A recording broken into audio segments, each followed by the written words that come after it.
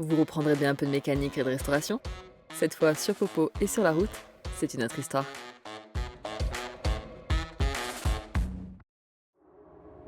« 2015, nous quittons tout pour partir à l'aventure en van. 9 ans plus tard, nous sommes toujours sur la route, trop curieux de découvrir le monde qui nous entoure. Un road trip devenu un véritable mode de vie. Les Amériques comme première étape.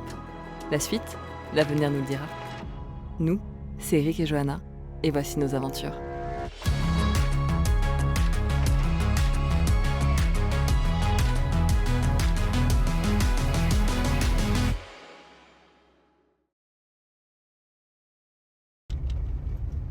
Allez, il est temps de partir du désert car nous avons pas mal de bricoles à faire et pour commencer, un rendez-vous en ville.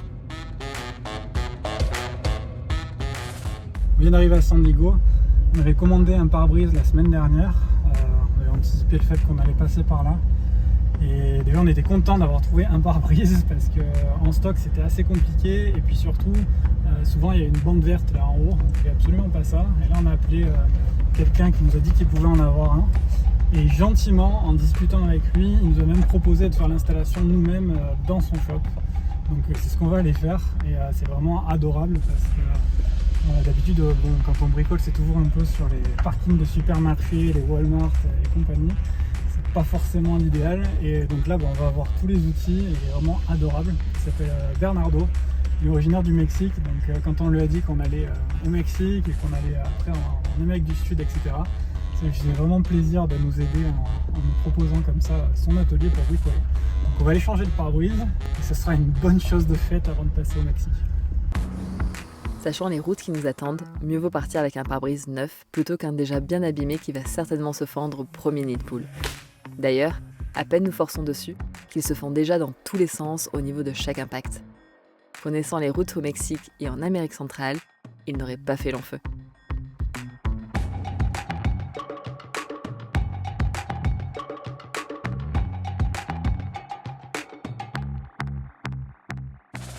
Bon, nous n'en sommes pas notre première fois sur un combi, nous avons l'habitude et en plus ceux des T3 ne sont pas les plus compliqués, alors on fait ça vite et bien.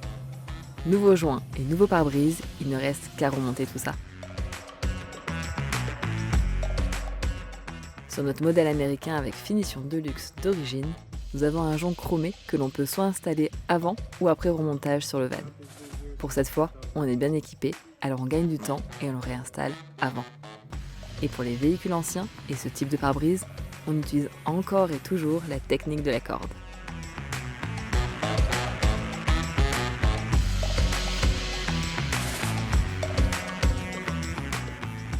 On remet le pare-brise sur la caisse, on tire la corde en le maintenant un peu sous pression, et voilà!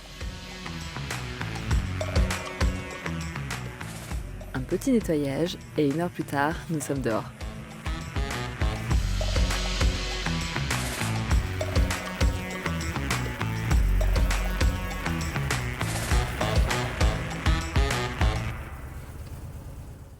Ça y est, on vient de changer le pare-brise de Popo qui en avait bien besoin parce qu'on avait quand même pas mal d'impact et on ne voulait pas juste les réparer, sachant un petit peu la route qui nous attend par la suite et notamment les toper, ces petits dodanes très violents que l'on trouve notamment au Mexique. On ne voulait pas prendre le risque en fait de fendre totalement le pare-brise en arrivant sur ce genre de route, donc on voulait faire ça avant de passer la frontière et honnêtement on a eu beaucoup de chance là de pouvoir changer le pare-brise directement dans un garage à l'abri avec tous les outils. Ça nous change des parkings clairement, ça dépanne les parkings de supermarché pour bricoler, mais c'est quand même bien d'avoir tout ce qu'il faut. Donc voilà, un super garage, des super personnes très sympas qu'on ne remerciera jamais assez de nous avoir aidés sur ce coup-là. Et donc si vous avez besoin de changer votre pare-brise du côté de San Diego, de teindre vos vitres ou que sais-je, n'hésitez pas à aller les voir, ils sont vraiment cool. Voilà. Merci encore à Bernardo pour le coup de pouce.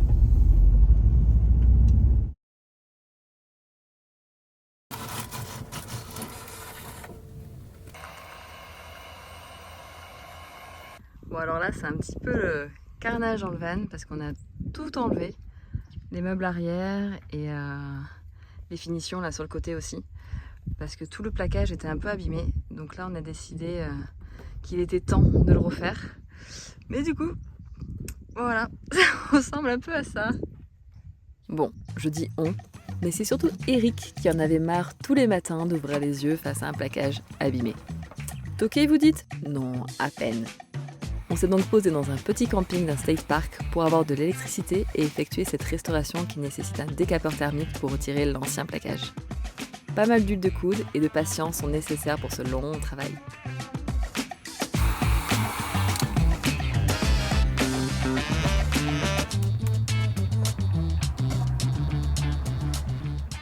Et voilà le nouveau plaquage d'origine que nous avions embarqué dans nos valises il y a un petit moment.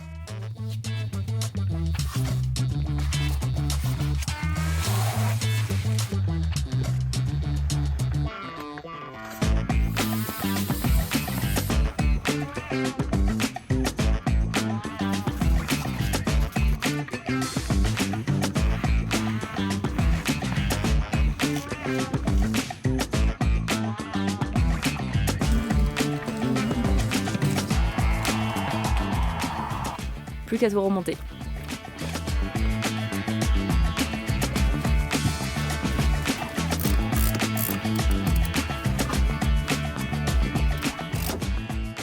Bon, j'avoue, c'est quand même plus agréable à regarder et à vivre comme ça. Pour le meuble latéral, par contre, c'est une autre histoire. C'est du mélaminé qui a craqué lors de la première vie de Popo en Californie.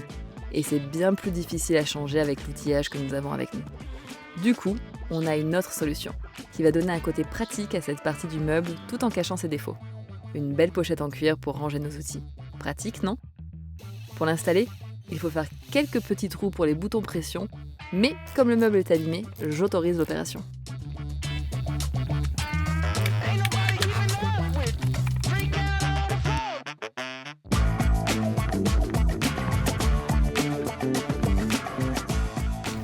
On ne dirait pas sa tête, mais voilà un homme heureux. Et en bonus, on a gagné de la place ailleurs dans le van.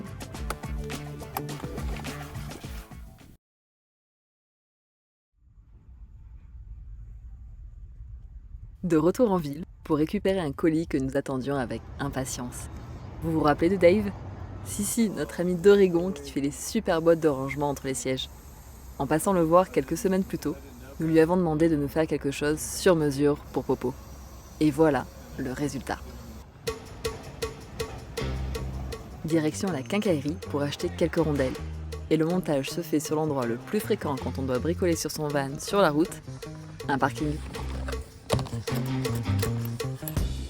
C'est par ici que ça se passe. Jusqu'à présent, nous avions 2 sacs étanches sanglés dans la roue de secours pour stocker de l'huile, des fluides et quelques accessoires. Mais ce n'était pas super pratique et pas très sécurisé.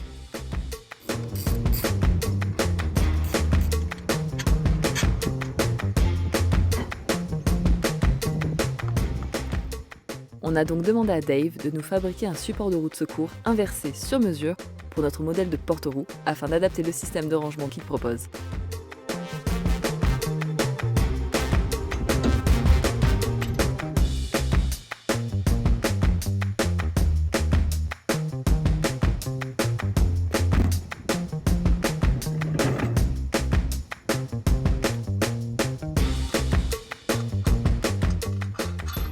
Et voilà le résultat, propre, pratique et sécurisé.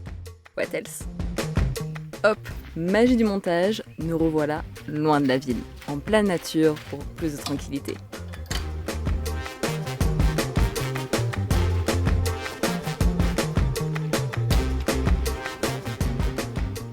Si l'on pousse le matelas, c'est pour accéder au compartiment moteur, car c'est ici que se passe la prochaine opération.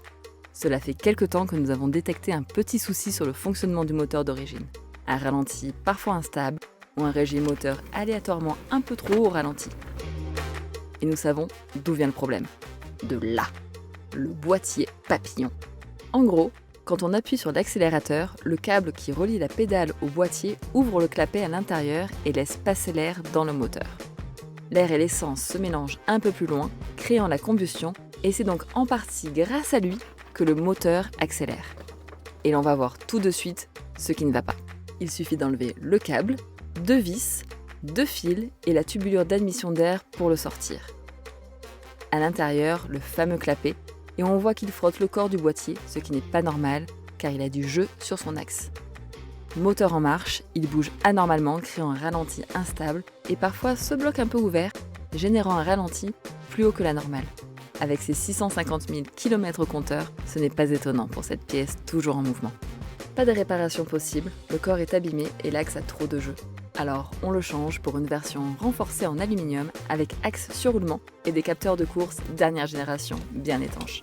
Oui je sais, dit comme ça le fait grave. Bon, du coup, on a décidé de faire une petite chose par jour sur le van, histoire d'avancer un peu.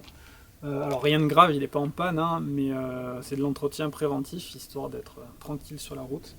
Et aujourd'hui, on va changer les injecteurs, parce qu'ils sont d'origine, ils ont 650 000 km, donc ça commence à faire beaucoup. Alors, ils marchent, mais je pense qu'avec des injecteurs neufs, on devrait réduire un peu la consommation. Et puis au moins, on sera tranquille aussi pour la suite, et ça nous fera des injecteurs de rechange aussi, les vieux, puisqu'ils marchent quand même. Au passage, on va changer les rampes à injecteurs. On en a pris des renforcés en aluminium. D'origine, elles sont en plastique. Alors, généralement, ça va, elles ne lâchent pas. Mais disons qu'à force de les trifouiller un peu, pourrait y avoir une fuite. Donc du coup, on va faire ça au passage. Et puis la dernière chose, c'est changer les fiches d'alimentation électrique des injecteurs. Parce que l'ancien propriétaire avait eu la bonne idée de couper les caoutchoucs qui isolent les fiches pour faire des vérifications. Sauf que du coup, avec l'humidité, ça commence à s'oxyder un peu là-dedans. Donc on va changer les fiches, on va mettre des toutes belles, toutes neuves, et comme ça on aura un système à injection qui sera propre, neuf et reparti pour 500 000 km au moins, j'espère en tout cas.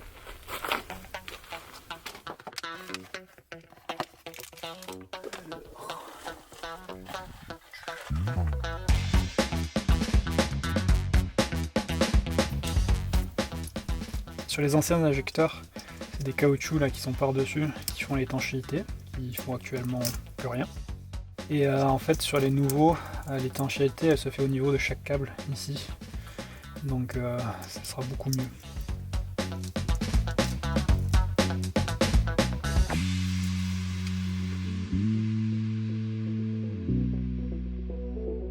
Pour bien mettre les petites fiches, il faut la pince spéciale.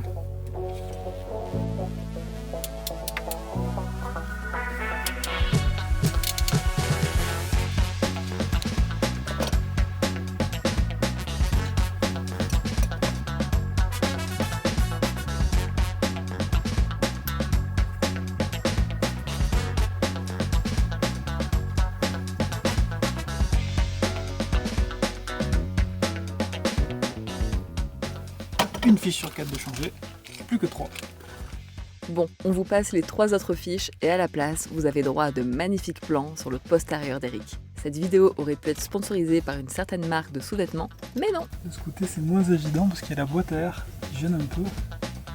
J'ai vraiment la flemme de l'enlever, mais ça va le faire. Et vous commencez à nous connaître, on ne fait jamais les choses à moitié. Donc toutes les durées d'essence vont aussi être changées. Maintenant, on va s'occuper des injecteurs.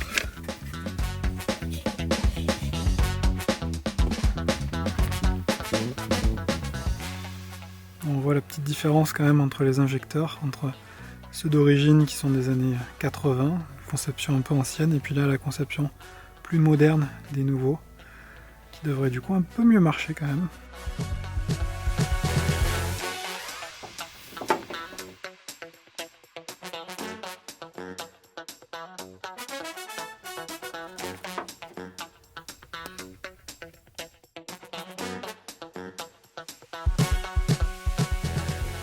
Allez, on a assez traîné ici, le Mexique nous attend. On remonte un côté, et puis l'autre.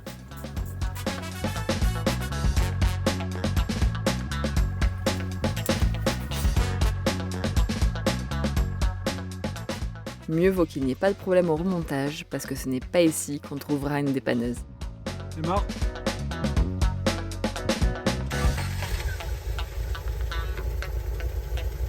Avec son nouveau boîtier papillon et des injecteurs tout neufs, ça tourne comme une horloge. Une bonne chose de faite.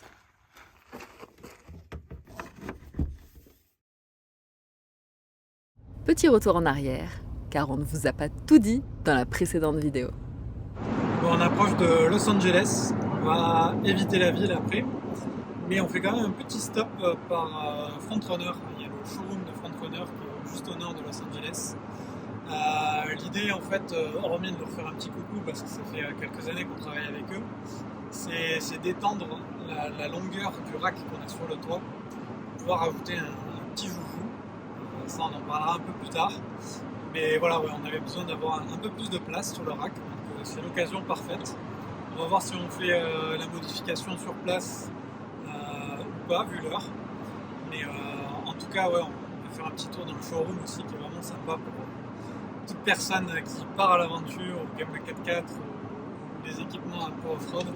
C'est toujours un endroit sympa à voir.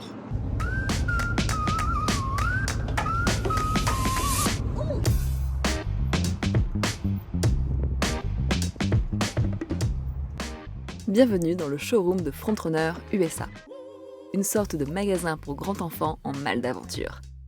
Ici, il y a tout pour équiper son véhicule et partir en expédition autour du monde ou simplement pour aller camper le week-end. Quelques beaux joujoux aussi.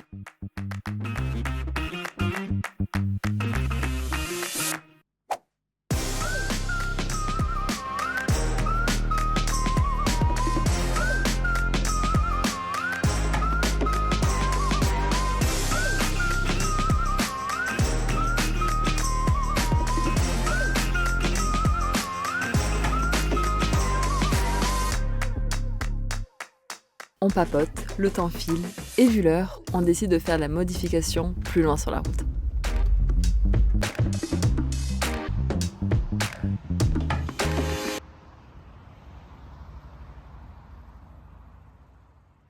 Bon ben voilà, on repart de chez Frontrunner, c'était bien sympa, on a fait le tour du nouveau propriétaire on va dire, parce que par rapport à la première fois où on était passé, ça a un peu changé, l'équipe aussi a changé, on a rencontré Samir.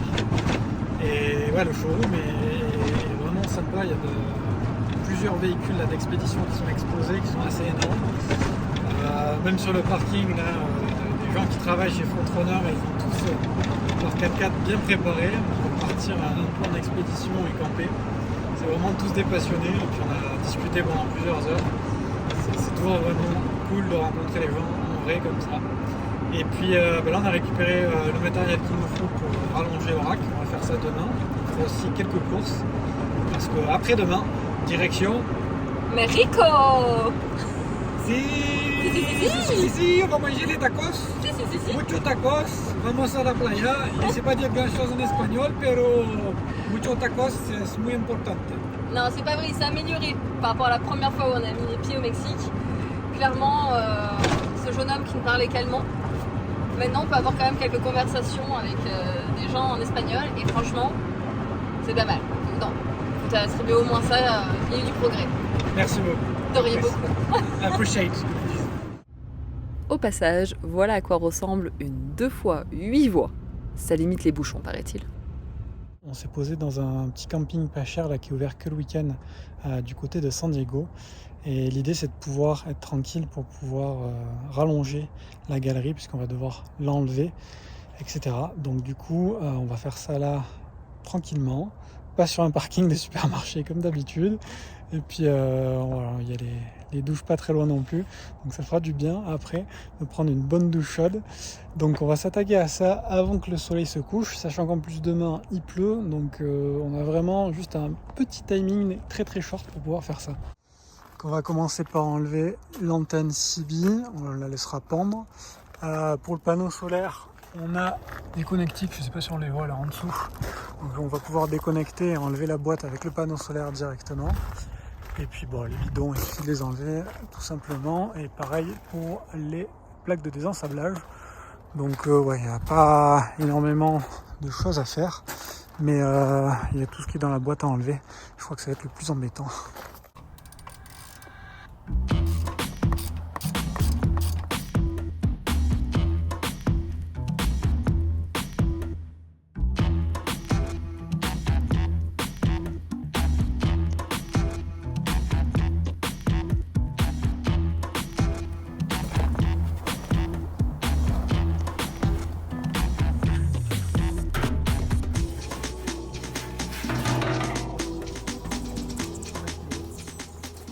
En effet, la modification en soi n'est pas compliquée, mais le plus long, c'est de tout retirer et de démonter. Et croyez-nous, on en met des choses dans cette boîte.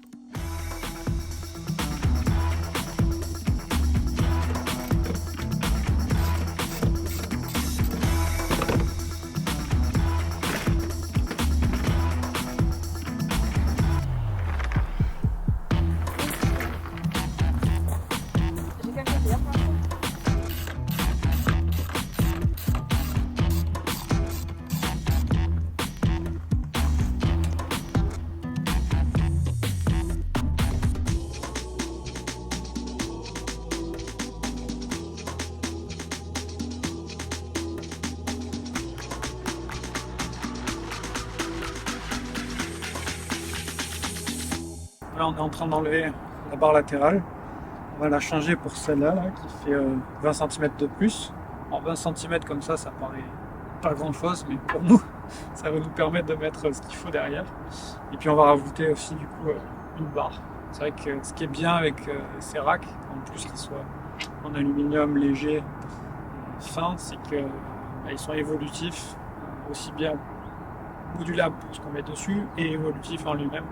Dans le sens où on peut l'étendre, on aurait pu même l'étendre sur toute la longueur du toit si on avait eu besoin. Ce n'était pas le cas, donc juste rajouter 20 cm. La pluie s'invite déjà, mais ce n'est pas ce qui va nous arrêter.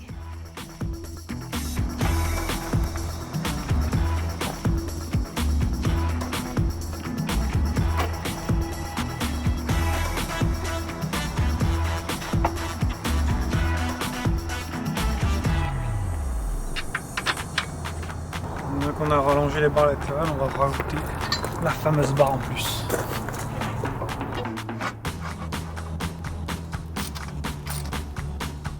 On remet la barre de finition.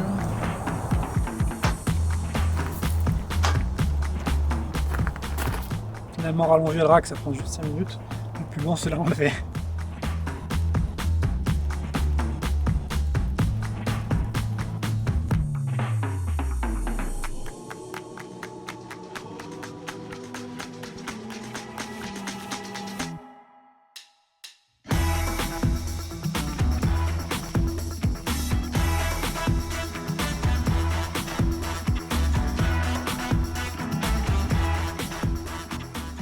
Le rack est remonté avant la nuit et le lendemain, nous voilà prêts à repartir.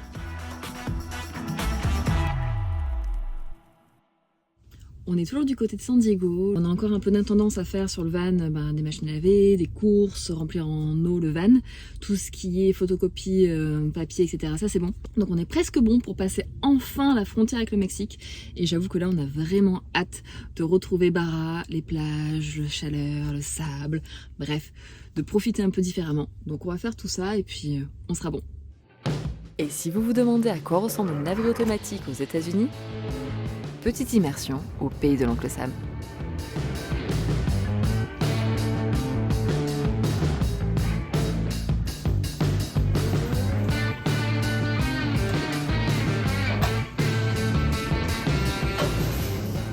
C'est comme à Vegas, parce que ici tu es sûr de gagner.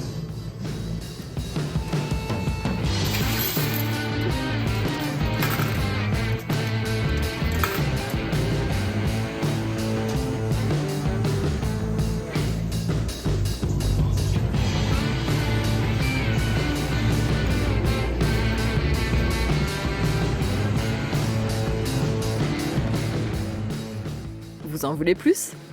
Le distributeur de billets version Drive, ça vous parle?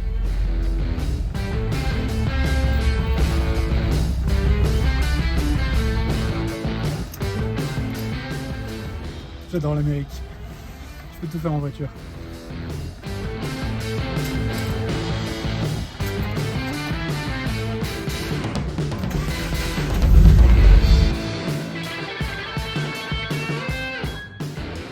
Nous voilà parés.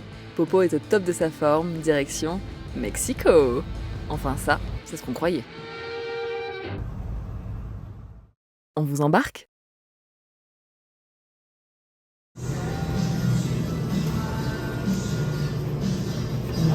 Ou pas. Pas sûr de gagner.